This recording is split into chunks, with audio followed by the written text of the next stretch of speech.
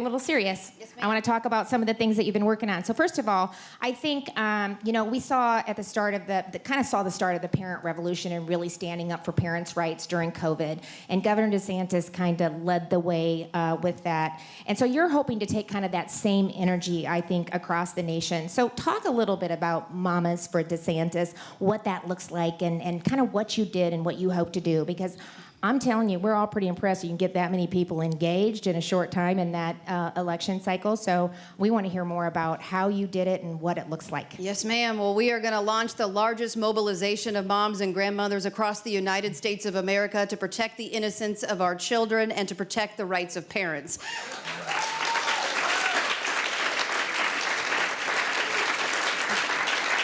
And we're excited because we're going to get everybody engaged, particularly here in Iowa. We did this when the governor was going through his reelection because we saw there was a constituency of folks who really wanted a voice. And it wasn't just Republicans, it was independents, but a lot of Democrats too, who didn't like the direction that the country was going. So we launched Mamas for DeSantis.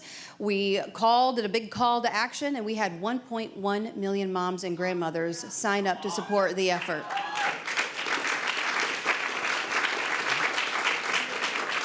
And we had a huge contingency of grandmothers in the villages, I'm not gonna lie. And it's one thing when your policies come after us as mamas, it's another thing when your policies come after our children.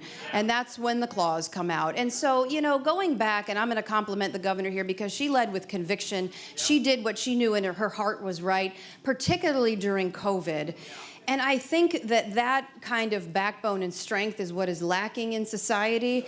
And that's why you saw so many moms come out in support of the governor in Florida, and why you saw him win by a reelection of 20 points, 1.5 million votes. That's why you saw the governor win by 20 points, because they held the line in defense of people's rights, liberties, and freedoms and never backed down. And we're so proud.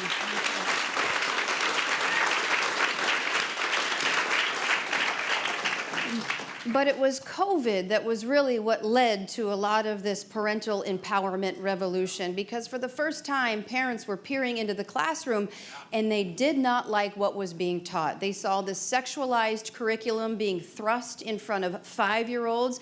You saw what they were doing with women's sports, giving biological men the opportunity to take opportunities from women in athletics who have spent their entire life doing this. The governor passed something in Florida called curriculum transparency. Basically what that was, that enabled parents to be able to go to the schools to say, I want to see what kind of curriculum you're teaching our kids. And if they didn't give that information to the parent in a timely manner, they then had a right of action to be able to sue. And it was also tied to the principal's teaching certificate.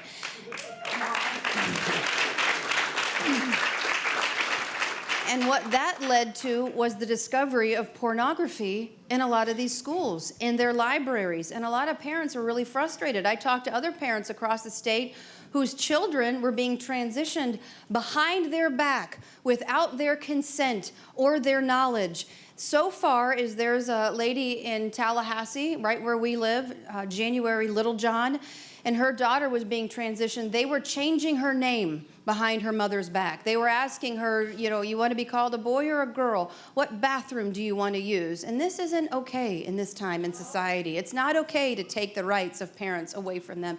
And so that's why the governor and myself have stood strong. It also is safe communities too. When you look at defunding law enforcement, moms want to ensure that their kids can walk home from school safely.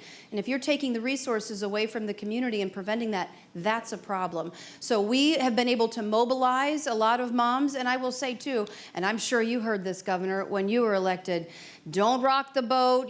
Governor DeSantis, you live in a swing state. You only won by 0.4% in the first election, 32,000 votes in a state of 22 million.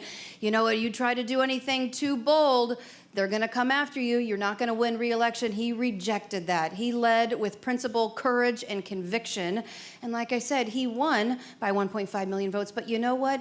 He won women by nearly 10 points, the first Republican governor in nearly 50 years to do that. He won more than 50% of single women. And these policies of standing up for our families, standing up for moms and dads, and standing up in defense of the innocence of our children, it resonates across parties. He was able to win 20% of independents and 30% of Hispanics. So never back down and always stay true to what you believe in, because at the end of the day, you look at yourself in the mirror and you say, I did it right. I wake up in the morning and I know I'm doing it for the right reasons for our children and for our families. Yay. I could not agree more. Tell the people what you're going to do and follow through with it and be bold and do what you need to do. So I could not agree more. You know,